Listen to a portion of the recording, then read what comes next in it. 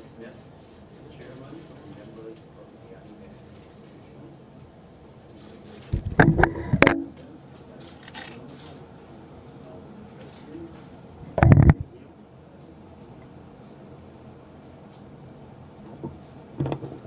Thank you, Mr. Archer. Welcome, ladies and gentlemen of the media. Thank you for coming today. At my invitation, the chairman and all of the commissioners came to a meeting at the presidency at 10 o'clock this morning. We had a very simple agenda, and it was important in our view that we address the topic of general and regional elections, which is the concern of every Guyanese at present. I wanted the opportunity to welcome the chairman to our first meeting after her selection, and it was a very cordial, consensual process in accordance with what the CCJ had advised, that we should move towards consensualism and away from unilateralism. From the commentaries in the press, I feel that there is widespread public approbation of her appointment. And in that regard, on behalf of the government, I extended congratulations. As you know, both sides, the government side and the opposition, had appointed a working group. And they were involved in hammering out the selection over a period of several days. And we are very happy that at the culmination of those efforts, the leader of the opposition and I were able to quickly reach an outcome which, as I said, is favorable to all parties. Although it is early in the tenure of the new chairman, I don't think it was inappropriate to meet at this time to give her the assurance that the government is going to continue to observe the independence of the Elections Commission. It will not dictate, it will not interfere, it will not intrude in the work of the Commission. It will observe all of the roles and responsibilities of the Commission given to it by the Constitution. So at this stage, I'll ask the Director General, who was present at that meeting, to continue to brief you. It was a remarkably brief meeting, and it was a good atmosphere, and I believe that it served the purpose in giving the Commission certain assurances. Colonel Hammond? Yes, sir. I'd just like to add to what the President has said, and the President, I believe, has actually covered the meeting in its entirety, because it was a very brief meeting in which the President laid out what the government's position is in relation to credible elections, to the consequential orders of the Caribbean Court of Justice, the way forward, and the political situation in Guyana.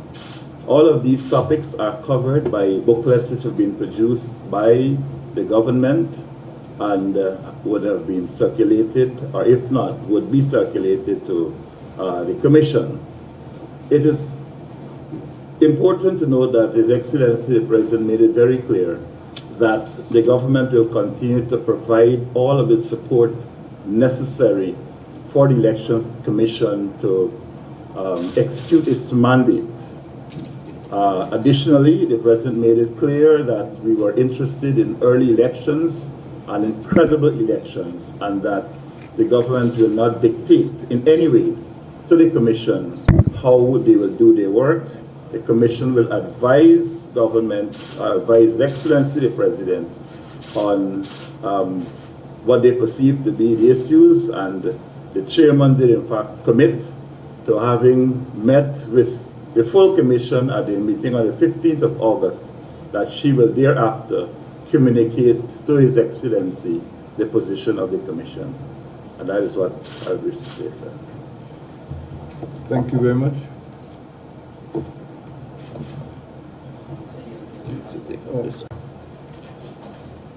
Thank you. I could only add that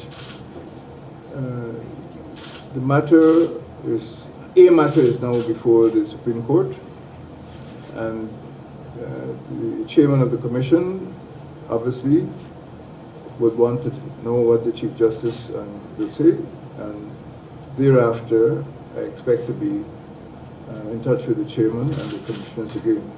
So right now the government, as the Director General has pointed out, is very respectful of the role of the Elections Commission, and once I receive advice from them, from the commissioners or from the chairman of the commission, I will act on that advice, and we expect that all Guyanese will respect the independent role of the Elections Commission, and that we could proceed to general and regional elections in accordance with the work which that commission has to do.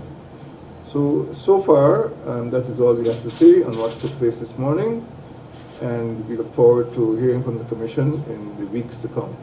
Thank you very much. Sir, could you, given your last statement, could you say whether or not ruling next week if it's not in favor of House to House? And in your brief meeting this morning, did the commission or did you ask the commission about its readiness to hold the polls in a 3-month time frame? No, we are not in the business of giving any direction to the commission. The chairman will advise me on the readiness of the commission. So we are not proposing any role. As far as the readiness is concerned, the chairman must advise me. We will provide the commission with all of the resources. We've already provided over $8 billion between November, even prior to the no confidence motion, we provided billions of dollars, and we provided again this year. So our role is just to make sure that the commission has resources. We didn't cross-examine the commission, and we will allow the commission to do what it is authorized to do under the Constitution. And are you ready to accept the CG's ruling next week if it's not in favor of House to House? We are ready to pursue any legal action that we feel would lead to a favorable outcome, to have credible elections in Guyana. Our concern is with credible elections, and we have said over and over again that if the list is flawed, it must be corrected.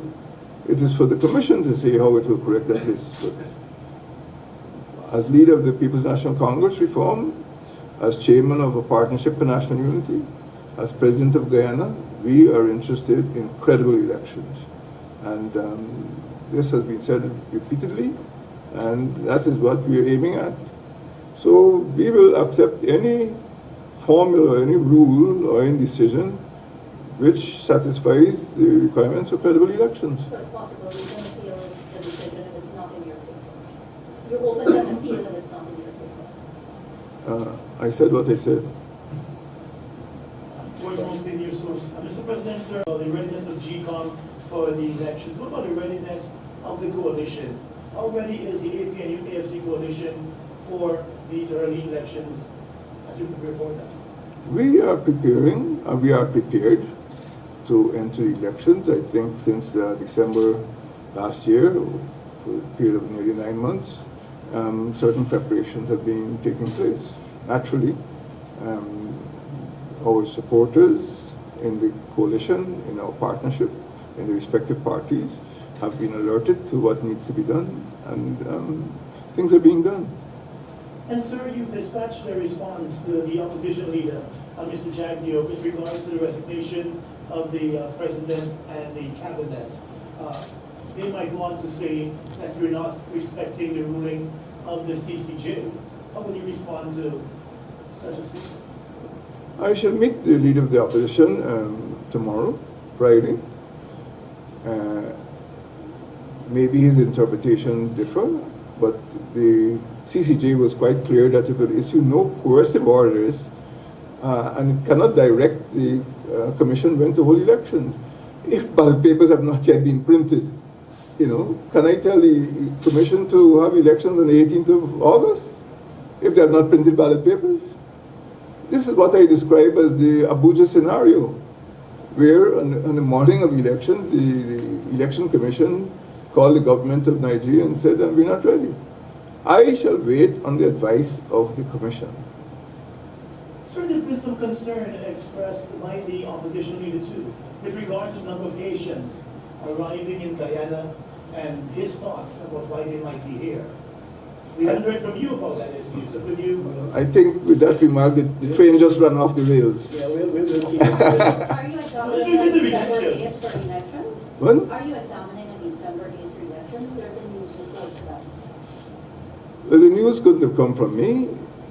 We are interested in elections, in credible elections as early as possible. Sir, but my colleague had a value question.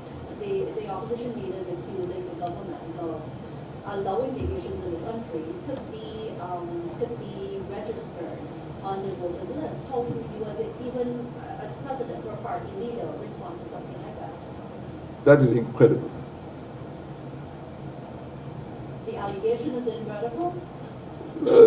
Opposition leaders tend to oppose. But there is no credibility. The Minister of Citizenship has stated quite clearly what his interpretation is. It seems from the analyses which have been made available to the government that many Haitians are heading for a third destination, that they're not interested in staying here and they may want to go to a third country. Again, these are all allegations, but as far as we are concerned, we want to protect the sovereignty and integrity of Guyana. We don't want to be used as a conduit for illegal migration. We already have thousands of Venezuelan migrants in the country. We are concerned about that. We know of the influx of Cubans, but suddenly there seems to be a great concern about the influx of Haitians. But my understanding is that they are not going to be involved in influencing the elections in Guyana, nor with the Cubans, nor with the Venezuelans. Okay, ladies and gentlemen, thank you very much. Have a nice day. What time are you meeting with the leader of the opposition? Tomorrow? Not before 14 hours tomorrow.